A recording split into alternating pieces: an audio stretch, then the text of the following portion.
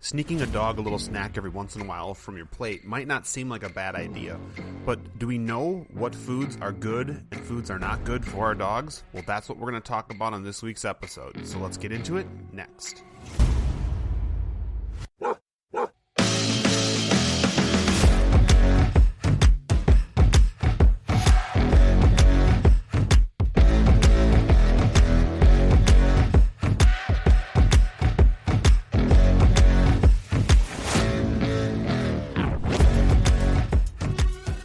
All right, let's get this week's episode going. Hey, everybody, how's it going? I am Jake from OnDog Training Academy, and you are listening to the Learn, Laugh, Bark podcast.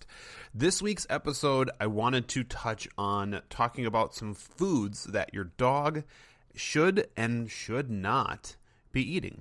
And this goes beyond dog treats, dog food, things like that. We're talking more of what we would consider human food. Because as we get into the new year, and we just rolled into 2024, so Happy New Year, of course. But as we roll into the new year, people are starting to say, hey, I want to make diet changes. I want to eat healthier. I want to do this. I want to do that. Well, we need to make sure that as you are changing your diet and you are bringing in foods into your house, that they're going to be something that if you do decide to give your dog, are going to be okay for them, because the last thing we want is for our dogs to get sick. So I'm going to be going through a list of some foods that they can't have, and then end it with some foods that they can have, because I think there are a lot of human foods that dogs should be eating that could actually really be beneficial to them. So let's go ahead and dive into the foods that they shouldn't be having, starting with, in my opinion, a really obvious one, which is alcohol. As funny as some people may think it is to give their dog a little bit of alcohol here and there, we need to be extra careful about this one. Because just like with people, dogs can get sick from having too much alcohol. They can have vomiting, breathing problems. They can go into a coma. And of course, just like with people, if you drink too much, it can be fatal. And I know people are like, well, I don't give my dog that much. But remember, their tolerance, just based off of their weight alone, their tolerance is going to be significantly less than ours. So even a small amount of alcohol can lead to heart arrhythmias, dangerously low blood pressure, or worse. So try to stick to giving your dogs water and not so much of the alcohol. The next one is one that I think might surprise some people, or at least get them thinking about how they give their dogs these specific foods. And I'm talking about apples, apricots, cherry and plum, seeds, and pits. So, not talking about the flesh itself or the meat itself. I'm talking about the seeds and pits. So some people like to cut their apples, and if there's an apple that's got some seed in it, whatever, they just chuck it to their dog because they don't care. Be aware of the seeds, especially with apples, because I personally give my dog apples fairly often. When I'm eating an apple, typically he's going to get a piece of it. Apple seeds contain cyanide, of all things. And while they likely are fine eating them in small amounts, it's just best to avoid the seeds altogether. You know, because it can lead to vomiting, irregular or fast heartbeat, seizures, coma, and of course death. And this is due to the inability of red blood cells to properly carry oxygen to cells. So it's a little nerdy there, but it definitely is something to be careful about. Let's not be giving our dogs plum seeds, cherry seeds, apricot seeds, or pits, and apple seeds. So just be aware of that. Another one that's sort of surprising, because there's literally dog food that is made of this, is avocado. Especially the pits themselves. Not only are they massive, I don't know how a dog would eat it, maybe chew it, but they could potentially choke on it. But avocado itself has some a substance in it called persine, and I wrote these things down, so if I'm pronouncing them wrong, I apologize. And it can affect the dog, or it can act as a poison, causing vomiting and diarrhea. So is it going to necessarily be fatal? No, unless it's choking on the pit. But it's going to possibly make your dog sick, and giving them the raw form of avocado may just be something you don't want to do for the safety of your dog. Another one is broccoli, which again I think is surprising, because people a lot of times think, well, if it's good for me, it's probably going to be good for my dog. Well, through this list, you're going to see it's just not the case. We need to be really careful with what we're giving them. Broccoli contains things that can be harmful for pets in very large doses. So again, eating small amounts probably not going to be harmful, but if you have a small dog, a small amount could be a lot for that dog's body weight. So it's better to just avoid them altogether. But broccoli stalks can also sometimes get caught in the dog's throat, causing obstructions. But there are some chemicals and things in broccoli that just are not good for dogs. Similar to like rhubarb. I think dogs can have, it's not on my list, but I think dogs can eat rhubarb, but the straininess, so very similar to like celery, that straininess can be obstructive when it breaks down. And also the leaves on rhubarb can be toxic to the dogs in large amounts. Another one that, again, I think probably doesn't come across as a big surprise is caffeine and coffee. So coffee or coffee grounds. Now, growing up, we had a dog that used to get into the garbage all the time. Even if we put a lid on it or tried to hide it, dog always seemed to get into the garbage and always seemed to chew up the coffee filters and things like that. Now, this was a Basset Hound, and so, I don't know, a Basset Hound with a little extra energy probably wasn't good for the dog, of course, but I remember growing up and dogs having to eat this, and it isn't good for them. Caffeine contains... I can't even pronounce it. Methylxanthines? Sure. This can cause potential fatal diarrhea. It sounds terrible. Fatal diarrhea, vomiting, seizures, and irregular heartbeats.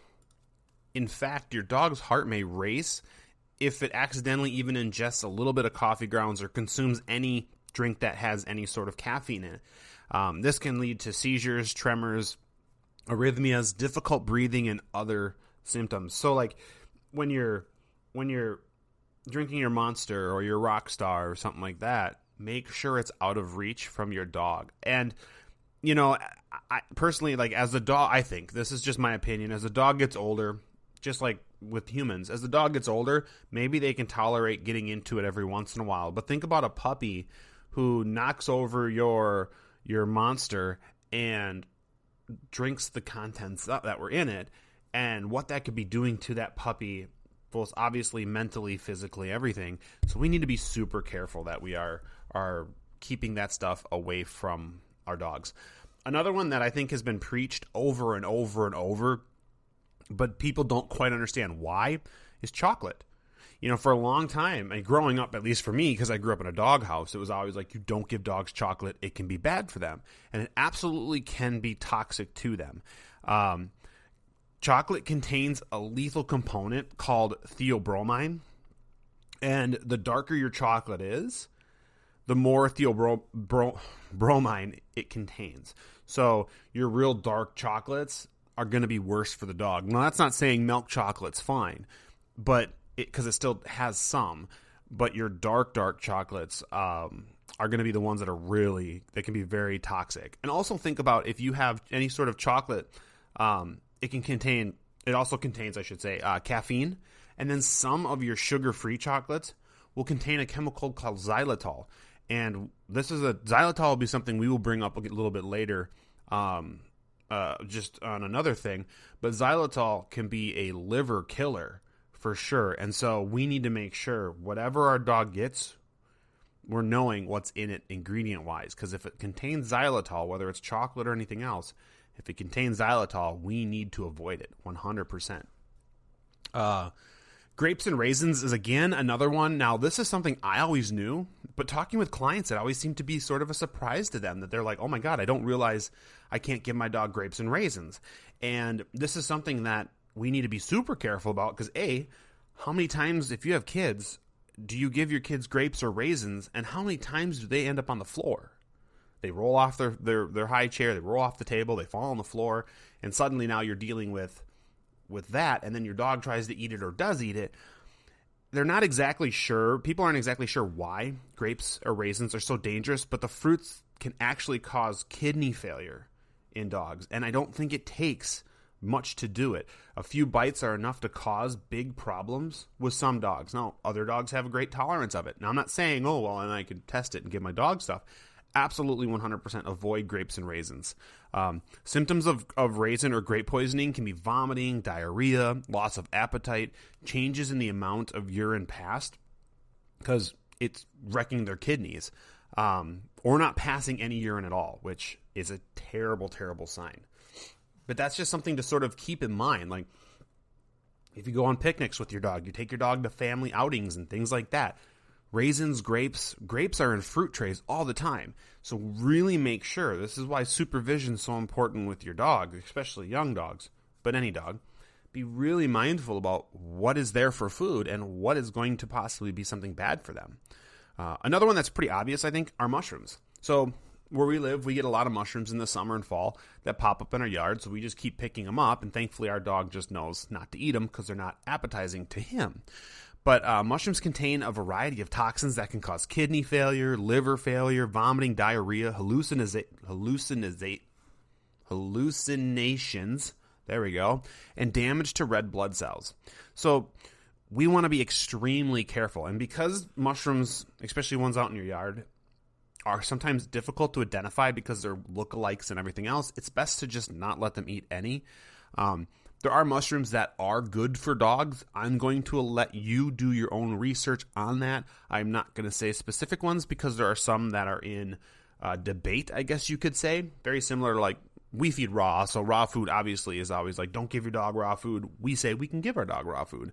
There are mushrooms that are in debate. You can do your research and make your decisions on if you want to allow your dogs to eat those in moderation, but most of your mushrooms you're going to find in your yard are something you're not going to want to give your dog because it's going to, at the very least, give them an upset stomach that is probably going to wake you up in the middle of the night where either your dog is crying because they got to go out or you wake up because you smell something funky in your house. So really be cautious of that. Another one that kind of surprised me, I guess, just because it's not something I think about, is nutmeg and cinnamon. Right, two basic spices that we find a lot in things, but dogs should not be fed any foods that contain nutmeg.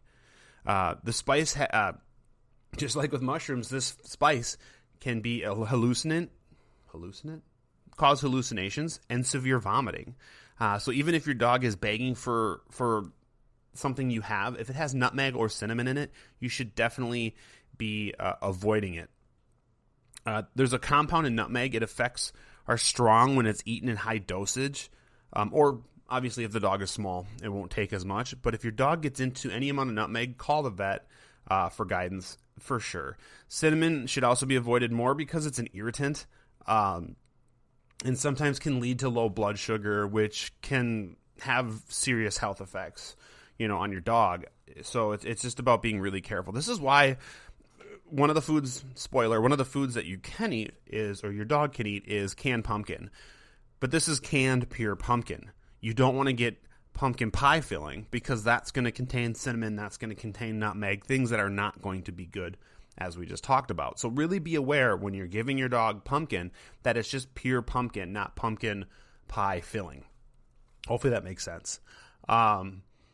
And sadly, I feel bad for dogs because they can't experience the joy of it, and maybe they wouldn't want to. Anyways, spicy foods.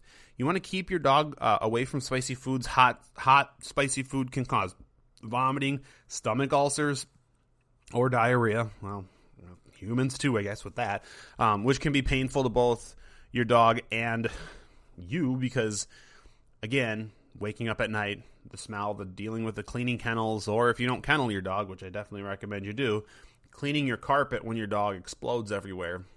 No thanks. And another one then is sugar-free gum and candy.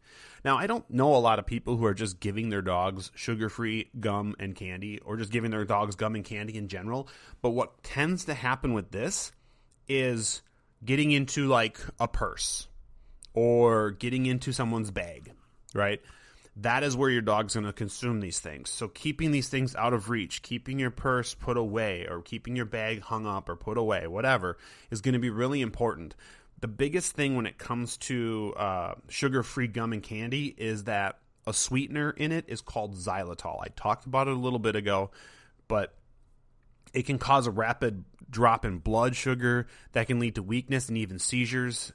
It's terrible on their liver And so we need to make sure we're very, very careful. The amount of xylitol in just 5 pieces of gum has a potential to kill a 65-pound dog. And I know this by experience. We had a client, and I think I've talked about this in a podcast a long time ago. We had a client whose dog was set to come to us, and the dog got into a big pack of gum, sugar-free gum, and suddenly the dog was lethargic. The dog was I think he was possibly just really like his energy dropped. He may have been vomiting. I'm not 100% sure. They brought him into the vet, and they found out because they saw that he ate this gum and his liver was tanking. And so they had to put him on these meds. They gave him a 50-50 chance to survive. He was able to come and stay with us just because of the way we were set up, and we were able to take care of him while they were on their trip and just giving him medication. But there was a moment there where he had a 50-50% chance of survival, and that's terrifying. All because your dog got into your purse or got into her purse and got a pack of gum out of that. It's crazy, but xylitol is that bad. And when it comes to xylitol, be super aware. Anytime you're giving your dog any sort of food that's mixed, check the ingredients to make sure this stuff isn't stuck in there. There are a few brands, and I don't know them specifically, but there are some types of like peanut butter that has xylitol in it. And peanut butter is something that dogs can have. But if they're throwing xylitol in it because they're trying to lower sugar content, they're trying to add sweetness without adding the unhealthiness of it, I guess, they are putting our dogs at risk. Which, I mean, it's people food, so like, fine, whatever. We need to do our due diligence and really read over these things. We'll be right back.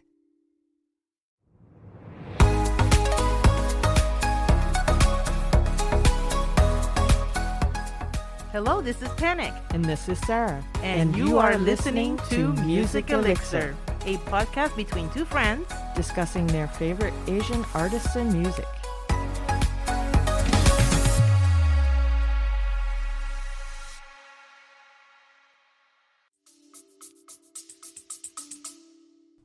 A couple more here, and then we're going to move on to some better news. Tobacco, obviously. Let's not have our dogs eating chew, or chewing on your cigarettes or doing whatever. Let's just avoid that for obvious reasons. And then lastly, yeast and raw dough.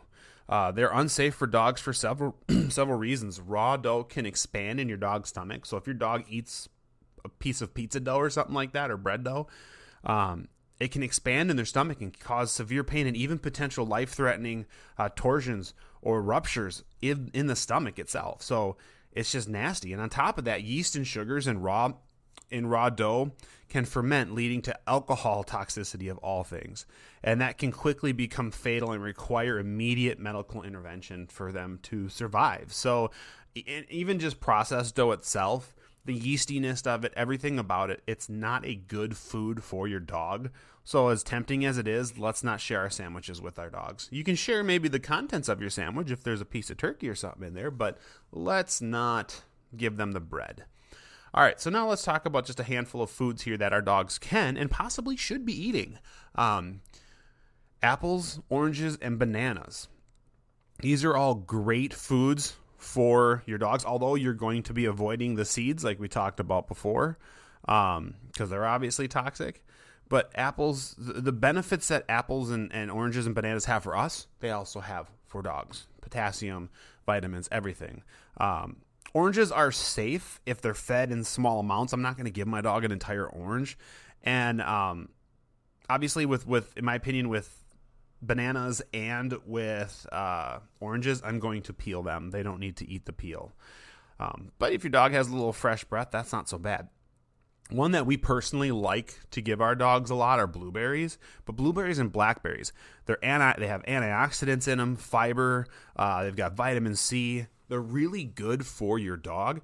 So like I don't even know if it's on this list, but I don't think it is. But raspberries and stuff as well. We'll go out and at home, we'll eat blueberries. We'll give our dog some. We'll eat some raspberries. We'll pick raspberries from our bushes at home. I'll give my dog a little bit of it. Even with some of the pears and stuff, I'll take a bite and I'll give it to my dog, not giving them the pit, obviously. But really, those type of things are very healthy for the dog.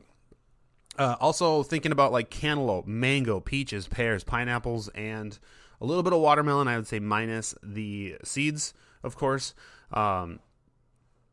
Mangoes, peaches, pears, and pineapples are also they're safe as long as it's in moderation. And I would honestly say that most of this food is in moderation. If we eat too many blueberries, if we eat too many mangoes, we're going to potentially get ourselves sick as well. So it's not any different, I don't think, than it is with dogs. Maybe the amount is different, but don't be like giving your dog an entire cantaloupe and saying, here you go, buddy, have at it. Give them maybe a little piece of it or something as a training treat or something fun for them to experiment with.